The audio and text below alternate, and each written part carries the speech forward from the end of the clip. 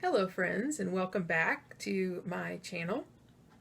This episode we are going to be focusing on making Regency short stays. As you can see in the background, here's the chemise that I finished in the last video. And so now I want to create the short stays that go over this chemise to create the Regency silhouette. So I have never made functional or historical corsets or stays before. I've made some decorative corsets, but never any functional ones. So as a result, I was not comfortable drafting my own pattern to make these stays. So in that sense, I'm going to change up the way I do things a little bit. Normally I like to draft my own patterns and kind of show you the process of how I draft it. But in this video, I'm going to use a pattern that I bought. I bought Redthreaded patterns, short stays. I had heard a lot of good things about her patterns, and so I decided to try her pattern. So it comes with the instructions, it comes with the pattern that you can print out, or you can buy it already printed out. So I already printed everything out, cut out the pattern, and taped it together. And I'm going to show you some of the supplies that I bought for the stays. So here are my supplies to make my Regency short stays. On the right hand side you can see the cotton duck cloth. I had actually ordered some cotton twill, but when I got it, it had a little too much stretch for my liking. So I went to Joann's and used a coupon and bought this cotton duck cloth. It doesn't stretch at all. I'm very happy with it and about the thickness of it, so I'm going to use that instead. On the left hand, you can see the other pieces that I'm going to need. So this is a bone tip. I have a bag full of them, but I cannot currently find it. But here's what they look like. And then my boning, my steel spiral boning, and then my white steel boning. And then I also have the bone casing, and I have the corset lacing. I bought all of these supplies on corsetmaking.com and am pleased with the quality of them so far. However, I looked at Redthreaded's corset kits, and you might actually be getting a better bang for your buck if you go with her corset kits if you're buying her pattern, because then it's all there for you. And I kind of wish I had done that in retrospect, because then I would have just had everything there. But I used corsetmaking.com to get my supplies. You also are going to need some bias tape to go along the edges. I like to cut my own bias tape, so I didn't buy that. And then the lacing, of course, will go here as well as in the back. And then you need some ribbon to run in a casing right here. I have plenty in my stash, so I'll just find something that will work while I'm making them for that.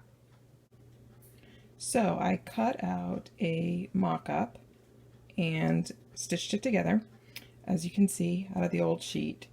When I put it on, there was two things. One, I wasn't sure what I was looking for in fit, so I had to go do some research to kind of figure out exactly how Regency stays are supposed to fit. And the second thing was when I folded over the back right here, it seemed like there was a huge gap in the back of the corset, and it seemed like this front part was not quite wide enough. So I went back and looked at the pattern and looked at the sizing, and somehow I had ordered and downloaded the incorrect size. So I had ordered a medium when I really needed a large. So I am glad I made the mock-up, because otherwise I wouldn't have caught that. It also gave me practice on these gussets. This is a different type of gusset than we did on the chemise, and so it gave me a little bit of time to get the hang of how those work. So I went back out to Redthreaded. Thankfully their patterns were still on sale, and I had ordered just the short stays the first time. This time I ordered the stays that have the short stays variation. So I would recommend, if you're going to order Regency short stays from their website, go ahead and order the stays that have the short stays, because it's basically like getting two patterns in one. So now for the medium I only have the short stays, but for the large I have both options. Which brings me to my next point. One of the things I found out when I did the research was that the bigger your bust, generally the longer you have to make your stays. Also, if you're trying to pull in a tummy, or anything like that, you want a little bit longer stays. I didn't want my stays the full length of the pattern, as you can see, but I did cut them about 3.5 inches longer than the short stays variation. Obviously, I may end up trimming some of that off, but I cut them just short of where the hip gusset would hit because I don't really want them to go down to my hips. I want them to kind of just come down to my waist. So we will see after I put them together if I need to cut them any shorter, but that should be fairly easily done. I can do that right before I cut my boning and put the bottom bias tape on. So I have the pieces cut out. I used a cotton duck cloth from Joann's. Got it for relatively cheap. I want to say no more than $5 a yard with a coupon. I'm very impressed with it. There's no stretch to it all, even on the bias. So that's exactly what you want for a corset. And then I wanted some sort of lining. I didn't want just all that boning on the inside, even though it's inside casing. So I dug through my scraps and found a fun print that will not show through in case I'm wearing a white sheer dress, but it will be against my body, against my chemise. And because it has writing on it, it makes me think of literature, which I love, and particularly Jane Austen, which is who I think of when I think of the Regency period. So I did the lining kind of as my mock-up, did it first, because even though I did a mock-up already, it was in the medium, and I knew enough to know I was generally in the right size range. There wasn't going to be anything major that needed changing, but I still wanted to see what the large was going to look like on me, and also to practice the gussets one more time. If you follow the instructions on the red threaded pattern, they're very easy to do, just take it slow. And as you can see, I didn't quite get the stitching flipped under all the way quite as much as I should right here at the point, but it's a corset lining. I'm not super concerned about that. The other thing I noticed, and I don't know if this is a mistake, I'm assuming this is some sort of mistake I made, but I'm not sure what it is the gusset comes up a little higher than the top of the stay. So I'm just going to have to serge that off to finish off that seam once I get everything else together. When I went to fold this back, according to the amount marked on the pattern, this doesn't line up, but when I went to try it on, this large is almost too big for me. You want a gap in the back where the lacing is, and there is basically no gap. So what I'm going to do is I'm going to take these pins out and fold this back so that it matches and press it in place. That's going to make this a little bit bigger and make the stay about 3/4 of an inch narrower. The other thing that I'm going to do, and this is the beauty of having two different size patterns, is I compared the large to the medium to see where the sizing changed, like where did it get bigger. The biggest sizing change appeared to be right here at this seam. So what I'm going to do is I'm going to pick that seam out, and I'm going to probably take off at least 1/4 inch off of each side, which would do that times 2 here, and then times 2 on the other side. That's going to be a total of at least 1 inch. I may do slightly more. I may do 3/8 of an inch, would be 1.5 inches. So I'm going to make those changes to the lining, and then I'll move on to the duck cloth, which is the outside, next. So all those pieces are now down to 3 pieces. I find it oddly satisfying to have less and less pieces because I know I'm reaching the end. I will say, with the exception of the gussets and the fitting, this is actually a lot of fairly rote sewing. You double stitch all your seams, then you're making boning casings, you're top stitching down boning tape, you're folding and pressing. It's a lot of just very rote sewing, like other than those 2 aspects. There is the outer layer. This is the canvas, or not the canvas, this is the cotton duck cloth that I made it out of. You can see the gussets. I feel like I got a little bit better each time I did these gussets, the mock and then the lining and then finally the real thing. You can see I got a little closer to matching them up at the top. I think that's more just a trick of easing them in correctly. I have the boning casing sewed in here, and then I have the seams double stitched back as bone casings, and then another bone casing here. I need to fold this over and stitch for the 2 rows of boning casing that go here. And I think the way that I'm going to do that is here's the inside if you want to see the inside, is that I'm going to actually pin this directly to the back of the white one and then do all the stitching through all the layers, the lining and the outer layer, so that that's going to be how they're connected together, in addition to the binding along the top and the binding that goes along the bottom. Now, I said something about the bottom edging being the last thing, if not the last thing that I do. According to the instructions, you're actually supposed to do that almost next. That would be almost my next step. I would need to do the back edges and then do that next. But this is my thinking. Because I lengthened it, I need to know exactly how long I want it. I'm not sure that I want it as long as I cut it, but I will tell you it's very hard to fit this by yourself. And my husband has gone to work, so I've been just messing with it myself. Because the straps are adjustable, there's no way to just put it on, and then you need like 4 hands. You need 2 hands to hold the straps in place, and then another 2 hands to mess with the back to see how it fits. So what I'm thinking before I close everything all up is I'll finish the top edge and go ahead and do the eyelet to attach this to the actual corset on the side with the ribbon, and then play around with it and make sure that I'm happy with the fit around before I cut off however much I want to cut off the bottom, finish off the bottom and close that up. Because once I do that bottom edge, everything's closed up and I have to rip stuff off in order to get back into these seams since I'm lining it. I wanted to show you on the lining, if you're doing a lining in yours, I actually top stitched the seams down here, top stitched them back facing the same way that they are inside the outer fabric, because I feel like that's going to help with holding up the seams, because obviously there's a lot of tension put around it when you tighten it, and it's going to have a lot of stress, and so I wanted the lining to be able to help in that supporting endeavor. So I have the lining stitched to the outer of the corset, stays stitched to the stays. Couple of things. I've actually pinned it all along the top too, and I'll explain that in a minute. Couple of things. When I went to top stitch this on the back, I actually had to line these 2 pieces, so I literally just stitched, I lined them up and then just stitched right where I had already pressed that fold line, so that then they both folded back, and then I just stitched for the boning lines through all 4 layers. So the next step I'm going to do is I'm going to cut the bias tape. I rarely buy bias tape. I can't even remember the last time I bought it. I have a stash from years and years ago when I first started sewing that I use sometimes. I have the right color or the right amount, but I very rarely buy it. I usually just take a scrap of fabric that's the right color and content. In this case, I'm going to go get a scrap of the white muslin that was left over from the chemise that I made, and I'm just going to cut the bias on that. So I'm going to show you guys how I do that and how to join together the pieces.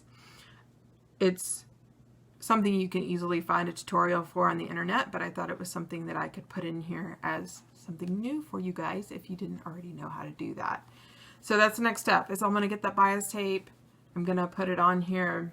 You stitch it on the outside, then you flip it over, stitch in the ditch on the back so that's there. You have to leave an opening in the center middle here so that you have a string that you can pull, a drawstring to pull to keep the top tight. That was actually extremely common in all kinds of clothing throughout the 19th century. Dress bodices, corset bodices, chemise bodices, petticoat bodices, almost all of the ones that I've researched so far have some sort of drawstring in the neck to make it fit correctly. Alright, as promised, I'm going to show you how I cut my bias tape and put it together. This is another reason I love this cutting board. It has the diagonal lines already on it to cut bias tape. So if I'm not in the mood to try to figure it out some other way or get out my rotary cutter, I will just lay it on here, especially if it's a see-through fabric like white, and just cut. So it starts with 1.5 inches and then it adds half-inch increments all the way out so that you can get all the way to 5-inch wide. I need 1.5 inches wide because the pattern calls for 1-inch wide bias tape, and that is after the 1/4 inch is folded under on either side, so that makes for 1.5 inches. So this piece is a scrap from the chemise. It still has the selvage on the one side, so that makes it super easy. I'm going to pull it up so I can get the most bang for my buck out of here.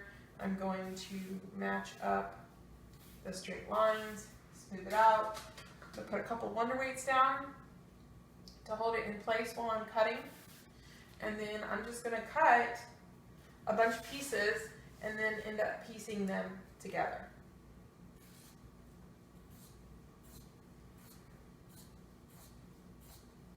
So I have my bias pieces now. I cut a whole bunch of them. The way you're going to piece them is you're going to take, they all have slanted ends like this, of course. So you're going to take them and put them at a right angle, like that. And then you're going to let them stick off about 1/4 inch because that's the size of your seam. And then when you flip it, let me just put this pin in here like it's 1/4 inch seam. When you flip it, it will match. It's kind of hard to tell because of the pin, but it'll go about like that. Almost looks like I got a little crooked right here at this top edge. I might have to straighten it up after I've done it, but it matches at the bottom, as you can see. So you'll do that to piece all of them and then press those seams open. And then you're going to fold, once you have those all pieced and pressed open, then you're going to fold 1/4 inch on each side of this.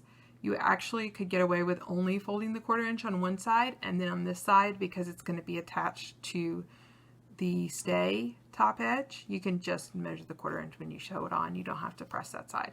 So actually that's the shortcut I'm going to take, is just press under 1/4 inch on the one side. So I just finished stitching all the bias on the top edge of the neckline. You can see the 1/4 inch seam. You can see what it looks like on the front. I'm going to take this and wrap it around, and then I'll fold this down. And you can see that this side comes down further than it does in the front. So then I'll stitch in the ditch here, and it will then catch that back part. I just have to make sure that when I do that, it's that way all the way around. Because if my seam varied a little bit, or even there's stuff sticking up like right here, I'm going to have to probably trim that down to make sure that it folds up the right amount. Other thing I wanted to show you is I forgot to do that middle part where I'm supposed to put a seam in the bias and leave a little bit of an opening, so I just fixed it by making a buttonhole there. Buttonholes are my easy answer to everything. I don't know if you noticed on the bust cover, I did buttonholes instead of hand sewn eyelets or metal eyelets or metal grommets. Buttonholes are not my favorite thing in the world to do, but I like doing them more than hand sewn eyelets or metal grommets. So if I can get away with it and I'm not going for super historically accurate on something down to the very last detail, that's what I'll do. The only time I do hand sewn eyelets is when I'm actually doing like a ball gown from the Victorian era and it's going to be seen. The end is finally in sight.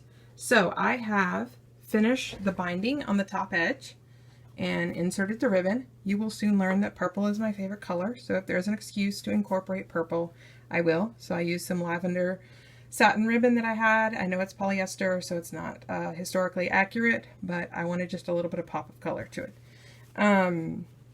So I did that.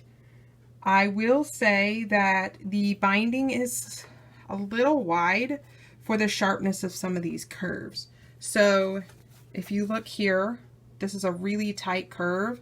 I think I even managed to stitch a tiny pleat in there. And then on the back, if you look, it's kind of a mess.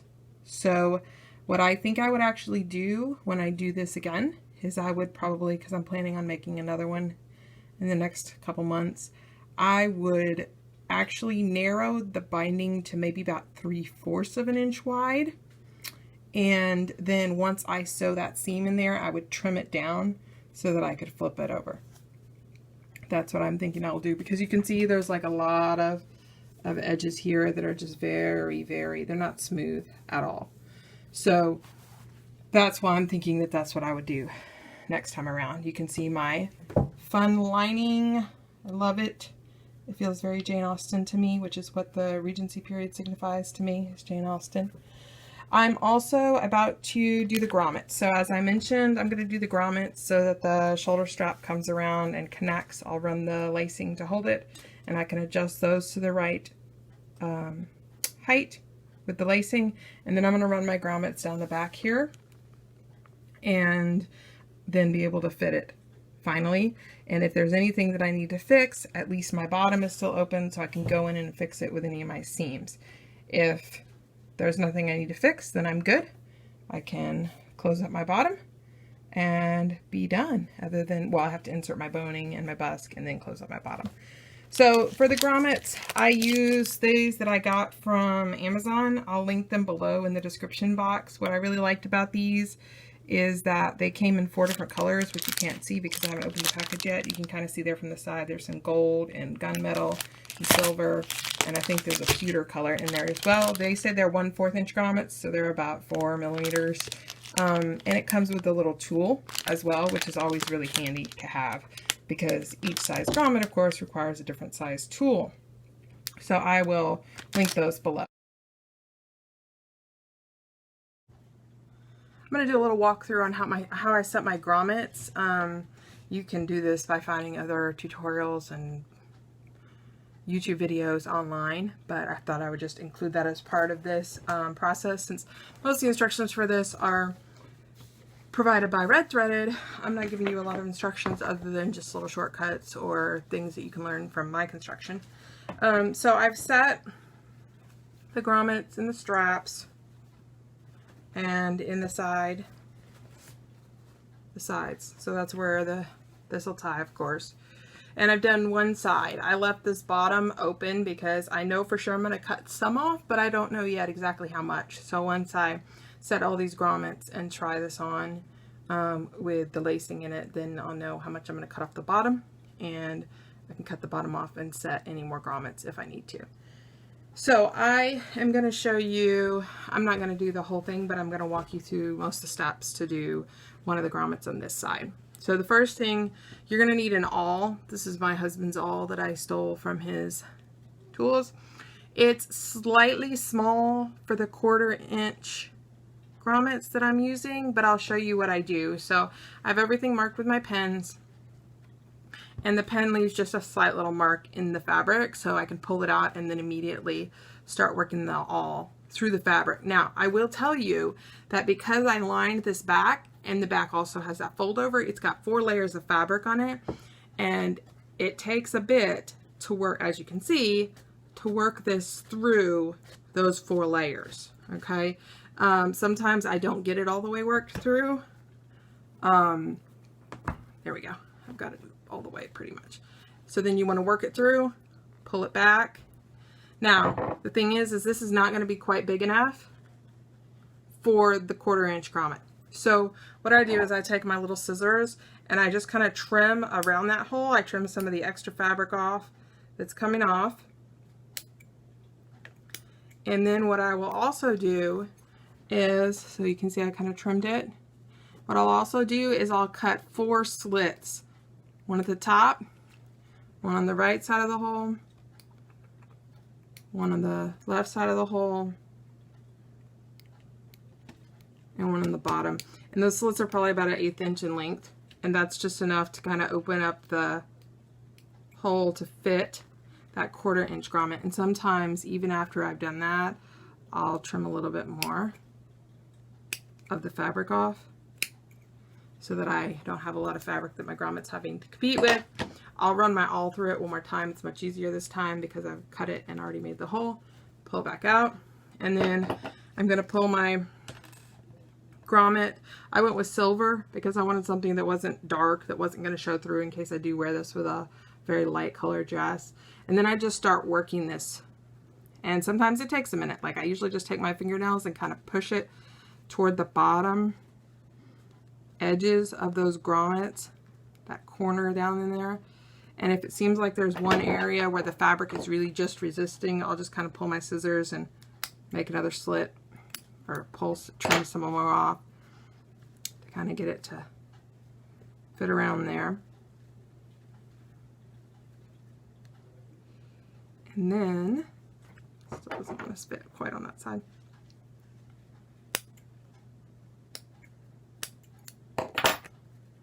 And like I said, this is harder because I have 4 layers I'm dealing with. If you're only doing 2 layers, it's infinitely easier because the straps and the sides where I put them, there was only 2 layers. So if you're only doing 2 layers, you're not going to have to struggle this much to get your grommet in there. It's going to be much easier because you're not having to trim back and fit 4 layers of fabric. You're only trimming back and fitting 2. All right, so then I'm going to take my little, not sure what you call these, but I'm going to call it a cap, but it's the flat piece of the grommet, and put that over it. Once again, it takes a minute to kind of work it over the fabric. Work it in there. Then, what you want to do, and this is the part I'm not going to actually show on camera, is you take your bottom part of the tool and you stick that on the outside of the grommet, the nice curved side that you want to stay pretty. You feed that through like that, and then you take your long part of your tool that has the hole in the end, put it on there like that. You're going to put this end on the ground. I put it on a piece of plywood on the concrete floor in our garage, and then you want to hammer on this end. I'm not the strongest when it comes to hammering, so I usually do about 6 to 8 taps to get it on there nice and solid. You may be able to do less, you may have to do more, but basically I know it's on there nice and good when the edges aren't like all sharp on the inside, and when it just looks really tight. Like you want it to just be really tight. And I can show you, like, if you look at this one right here, you can see how it's, I can run my fingers over it and it doesn't hurt, and see how it looks just really tight. And even on the outside, you can see it looks tight. It starts to almost put a little ridge of fabric around here, and that's how you know it's super tight. So that's how I do my grommets. It does take a minute. You have to sit there and have patience. As you can see, that's just one, and I had to do 14, or I'm gonna have to do 14 so far for this, and that's if I don't have to add another row after I do the fitting. So it does take a minute, and it's taken me a long time to figure out the best way to put them in, so I thought I would just walk you through that. I don't like there's a Dritz gun that you can set some types of grommets in with, the Dritz grommets. I don't like that because half the time they mess up and they don't come out very nicely. So I much prefer this type of method. So if you're on the fence about that, I would definitely go with this method. The big grommet setter, the piece of machinery that sits on your table and sets grommets, I've never actually tried that, so I can't speak for that. I mean, if I tried it, I might like it even better than this. But I haven't invested in one of those because I haven't done enough corsets at this point to make it worth it. So I have actually fitted on the stays. As you can see, they do not yet have the boning or the busk. The busk, of course, will take care of this issue right here, this gapping. I have these if I need to pull it up anymore. I have my chemise on underneath it.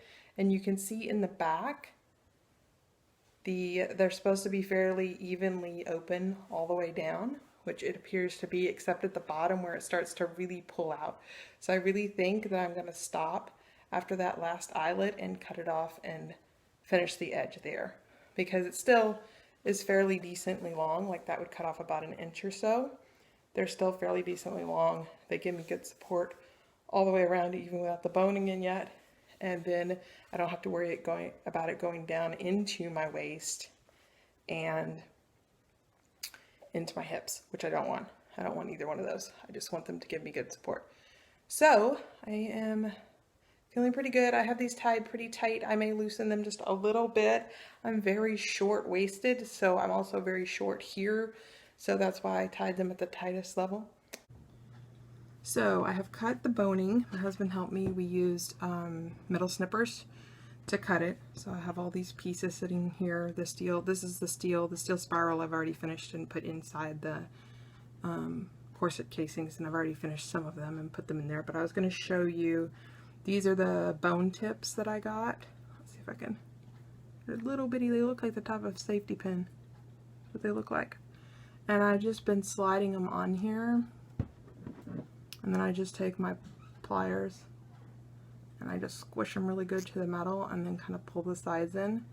And I might go back and forth and do it a couple of times because I want it super tight. I don't want it falling off in that casing and starting to poke me. And so I do that a couple times until I get it nice and tight like that one. When I pull on it, it's not going to come off the end. I ended up cutting about an inch and 3/4 off the bottom of the corset, and then I just went and measured the lengths of my boning from there for each casing.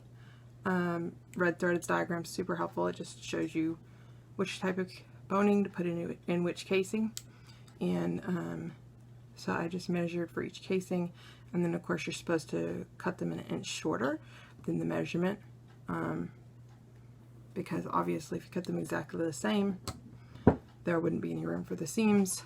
And even though I have my top seam done, I don't have my bottom seam done. And then also this rounded edge adds just a little bit to the length of it, and so that way you're covered with all of that. So that's how I'm doing the boning. And then I'm going to finish up the bottom edge just like I did the top edge, cut my own bias and finish that and roll it and top stitch in the ditch, and then it should be finished. So when I switched the corset pattern from the small to the large, and with the large having the longer version on it, it came with a busk pocket. So apparently if you're making the short stays, you typically put boning in between, but if you are making the long stays, you put a busk, a wooden busk, in a pocket in the center front of the stays. Now, I didn't have a busk because the original pattern I was planning to use didn't require a busk, it just required the boning. But because I lengthened the stays longer than just the short stays, I went ahead and decided to do the bust pocket and put in a busk. So I really wanted to get these done, so I went looking for a solution that did not require ordering and waiting for a long time to get something in the mail. I found a blog post where she actually uses a paint stirrer or a paint stick to make a busk. I wasn't super confident in how long that would last, and so I went to my local hardware store and looked for a little bit more long-term solution. I found these strips of poplar,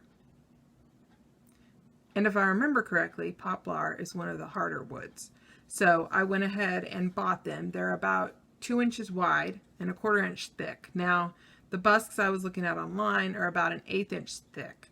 So what my husband did is I gave him the measurements, and he cut the right length of piece, he rounded off the edges, and then he sanded it a whole bunch. It's not quite an 1/8 inch thick, it's thicker than an 1/8 inch, but it's not a 1/4 inch anymore either, so it's close enough that it will work. So then what I've done is inserted it in the bust pocket, which is in the center front, and then you can run the ribbons through here to hold it in. I haven't had any trouble with mine trying to come out, but here's what the finished busk looks like for the shorter stays that I made. Mine aren't full length, they're shorter, and then it just goes in right in there. So if you're looking for a faster way to get this done and you have the tools on hand, or you have a handyman husband like I do, you can do that. The blog post that I linked below also has a way to treat the wood. I haven't actually done that yet, but they recommend that you treat it, I guess, to make it last longer and wear better, age better. Alright, so I wanted you guys to be able to see the finished stays on. I've actually already used them for the photo shoot. I'm very pleased with them. They are relatively comfortable. I don't find them any less uncomfortable to wear than wearing a bra. So I was very pleased with that aspect. I'm very pleased with the fit. They work really well with the chemise, as you can see. Sometimes I wear the chemise off the shoulder a little bit to keep it from showing above the neckline in the back. That's why it's kind of off the shoulder here. You can see the back as well. So I am excited that I finished my first pair of historical stays. First off, thank you so much for joining me on this journey. And I also want to highly recommend Redthreaded's corset patterns, because if the rest of them are anything like this one that I was able to use for this corset, I would say that they are definitely worth the money. And I would definitely look into her corset kits or her stay kits as well, so that you're not having to source your supplies from other places.